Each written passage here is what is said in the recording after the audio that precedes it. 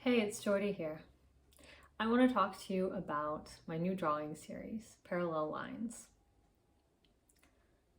I started this series just this year. It is the first serious art that I have made since I had my kids. I've always felt like an artist, even as a little kid. I really didn't know what that meant.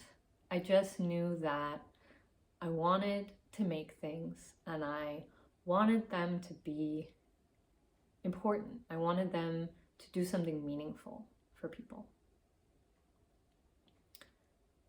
I struggled with that a lot. And coming back to art after having kids has been a really eye-opening experience. I never stopped making art, but I didn't have the chance to work on anything big in any way, and also kind of consistent. I would make a thing here and make a thing there in the last few years. And suddenly, didn't feel suddenly, felt like it took ages, but finally this year, both of my kids were in school and I had a couple hours, 4 days a week, where I could make art. Like I had been thinking about it, dreaming about it. And so I sat down to make something and I didn't really know what was gonna come. But I was so grateful to have that space that I just kind of went for it.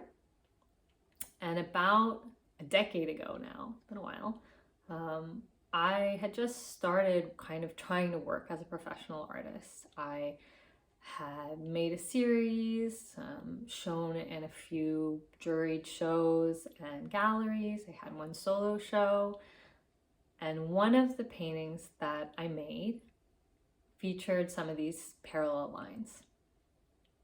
And I'd also worked with some of these other shapes before. And when I sat down to start drawing and painting again this year, I kind of drew on what was familiar to me. Shapes and colors and ways of using image that just felt like a language. And through doing that, I was able to not focus so much on the art that I was making and if it was good and what I thought it needed to be, and instead focus on the process and where it was taking me. Each time that I sat down to make a new drawing, I started with a feeling, a memory. And from that memory feeling, I picked a color and then found a shape. Every drawing starts with the parallel lines themselves, these hand-drawn felt tip pen, I don't know how many of them there are. There's maybe a dozen on most of the drawings. And then I'd go over them with water and let them spread out. And then I'd go over them again with pen to bring them back. And from there would come whatever came next. Each painting also has these contrasting bars. I think together these two elements really ground each piece. And then beyond that, it was just kind of what was necessary. And each of these paintings, drawings, is a conversation with myself about my own life and my questions. I think that's really the beauty of this work, and I think one of the great gifts that art can give us is an opportunity to slow down and look at what's happening for me and what do I think about it. This painting over here on my left is the first painting that I made in the series, and it's called Buffeted by the Waves, Clinging to the Illusion of Choice. And it's really focused on is maybe not the right word, but it started from the feelings that I had from not being able to make art in the way that I wanted when my kids were really small. And then through working on the piece, I had an opportunity to reflect a lot more about how we feel like we have freedom in a lot of ways in our life, but at the same time, we're really dependent on the circumstances that we encounter. And the greater freedom that we can have, but that's not necessarily that easy to develop, is the way that we react in the face of whatever life throws at us. And then on this side, this was a painting drawing that came a little later, which was about the process of making art, actually, and kind of my own anxiety about putting it into the world and what I hoped that people would be able to get out of it, and everything that it had given me, and really having a lot of anticipation, I guess you could say, maybe even expectations, that my art would be able to also offer this space, this opportunity to people.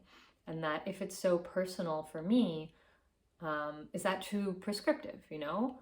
Do I need to tell people what stories went into my art in order for them to get something out of it? And kind of slowing down and realizing that in the process of making the art, there is this looking that happens.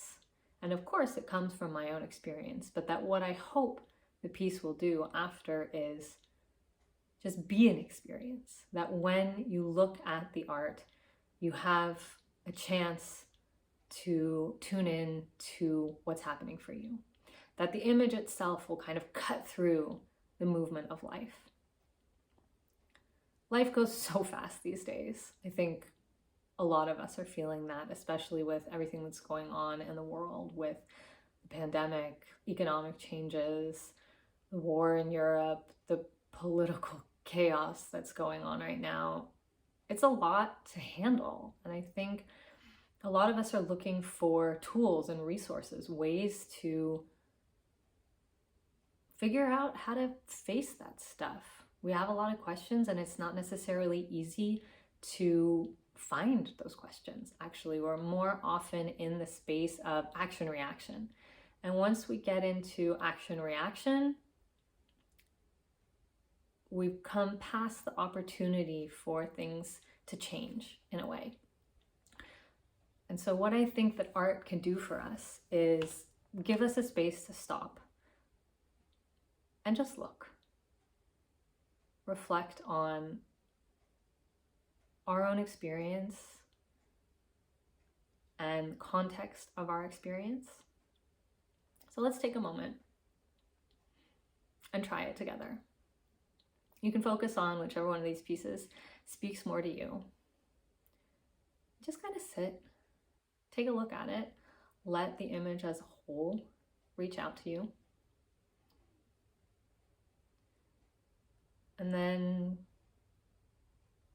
take the elements one by one. You can kind of follow the lines around, see where things meet up, where they diverge, where there are elements that are more peaceful, where there are elements that are more chaotic. Think about what this brings up for you in connection with your own life. What kind of chaos are you dealing with? Where are you maybe looking for peace? See what questions it brings up. Are there any answers that come up? Maybe more than answers, you'll find directions, opportunities for reflection.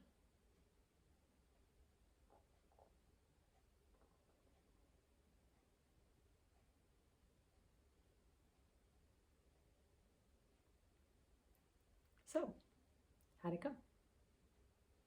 Hopefully, taking this time, taking a little break with art and with yourself, gave you a chance to look at things in a new way. Maybe it helped you feel more relaxed, or maybe just a little bit more aware of what's going on for you, and how you want to work with that. That's what I hope that my art can bring to you. And in the next video, I'm going to talk to you about what it can be like having that process in your life regularly, what kind of a support art can be when we live with it all the time, when it's part of our day-to-day life. Thank you very much for joining me. I hope that you found something useful here. If you did, please share with somebody else who can use more art and a little more space in their life. It's a great pleasure talking with you, and I look forward to seeing you again.